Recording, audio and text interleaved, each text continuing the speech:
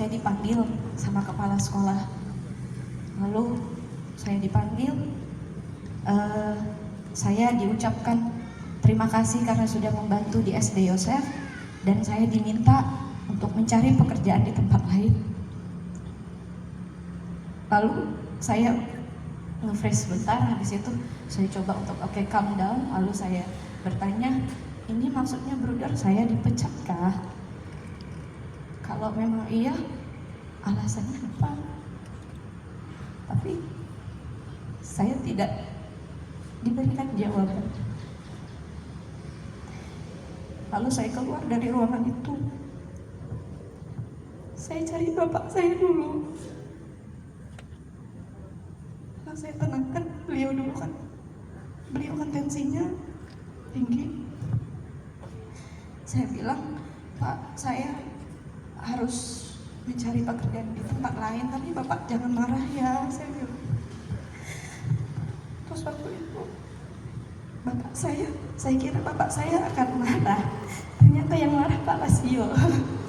Bapak saya tidak marah, Pak saya ia meneteskan air mata. Enggak apa-apa deh, dia bilang kayak gitu. Malah yang marah-marah Pak Lasio almarhum waktu itu. Lalu saya ikut perpisahan, dipanggil satu-satu, ini yang akan bla bla bla bla bla bla, dan terakhir saya yang dipanggil. Semua guru itu kaget, itu jangankan Bapak Ibu guru, saya sendiri aja kaget. Saya nggak tahu kalau saya harus for good. Jadi ya sudah, nggak apa-apa. Tetapi yang membuat saya sedih sekali itu adalah ketika narasinya adalah saya tidak mau lagi mengajar di situ, karena saya tidak pernah punya perasaan seperti itu. Kemudian besoknya saya coba untuk mau bertemu lagi, tetapi sepertinya sulit untuk ditemui. Jadi ya sudah, yang saya temui adalah Pak Lim Samson. Kemudian juga saya bertemu Om Irawan ya Bu ya, datang ke rumah. Saya katakan, Om, saya nggak ngajar lagi di SD, terus saya harus kemana? Saya kemanapun saya mau Om, saya bilang, saya tetap akan menjalankan tugas saya mengajar. Terus Pak Lim Samson juga bilang, ya kalau memang mereka udah tidak mau, tidak apa-apa, coba kamu cari ke sekolah yang lain. Baik Pak Lim Samson, saya bilang, nanti saya juga cobalah kayak gitu. Beberapa hari kemudian Romo Lintas yang menemui saya bersama Pak Leo Gabriel. Saya juga tidak tahu, tiba-tiba datang ke rumah waktu itu, Bang bertemu saya, dan mereka bertanya, kamu kenapa? Kamu melakukan apa? Seperti itu. Saya juga bingung, Romo. Saya bilang, saya tidak ada mencuri, saya tidak pernah berkelahi di sana, saya tidak pernah membunuh atau mungkin permasalahan mahasiswa atau orang murid. Lalu mereka katakan, karena kepala sekolahnya juga datang menemui para suster supaya tidak menerima kamu kalau kamu mau melamar di susteran, juga kayak gitu.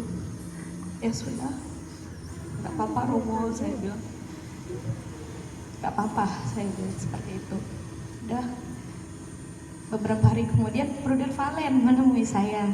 Brother Valen menemui saya, Mbak mau nggak ngajar di SMA Yohanes?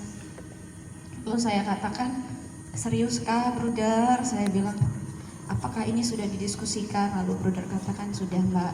Oke, mungkin Pak Kosman ya, Pak Kosman Bu Titi tahu betul ceritanya. Lalu siap Brother, saya bilang saya akan bantu, kapanpun nanti Brother kontak saya. Iya Mbak, terima kasih. Kemudian beberapa hari kemudian lagi Brother Valen datang lagi ke rumah saya dengan sepeda itu, naik sepeda.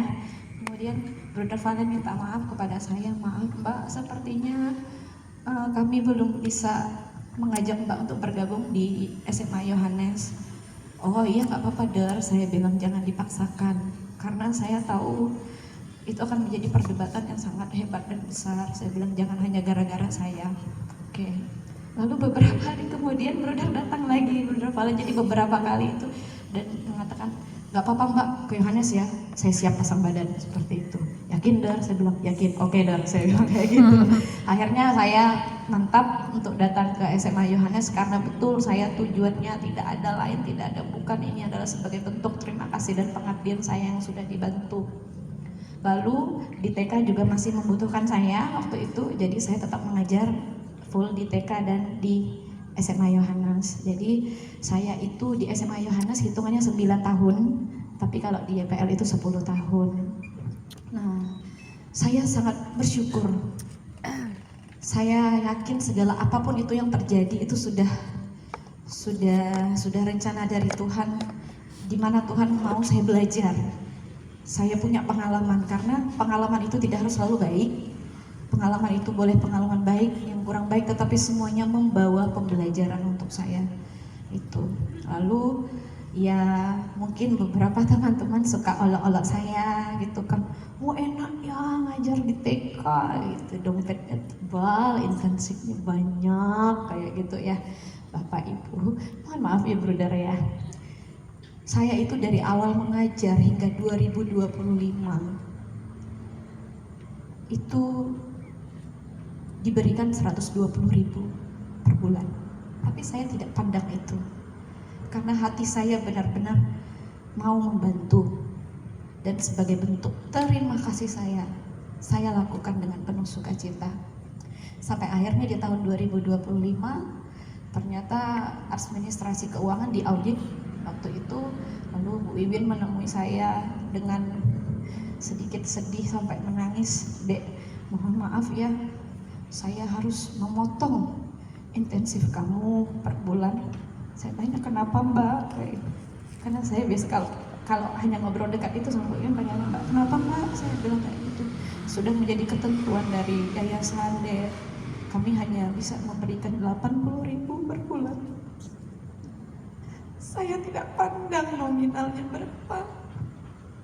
Yang saya tanyakan adalah, "Bu, segini itu karena saya kah?" Saya akan tanya seperti itu. Karena untuk orang lain itu lebih diapresiasi. Saya tahu, seperti teman-teman saya yang membantu di SMP Albertus, Bu Iwin tidak berani menjawab. Saya tidak paksa Ibu untuk menjawab. "Gak apa-apa Bu, saya akan selesaikan tugas saya sampai tuntas. Berapapun yang saya terima, gak apa-apa." Saya bilang kayak gitu. Ya sudah, saya selesaikan. Gitu.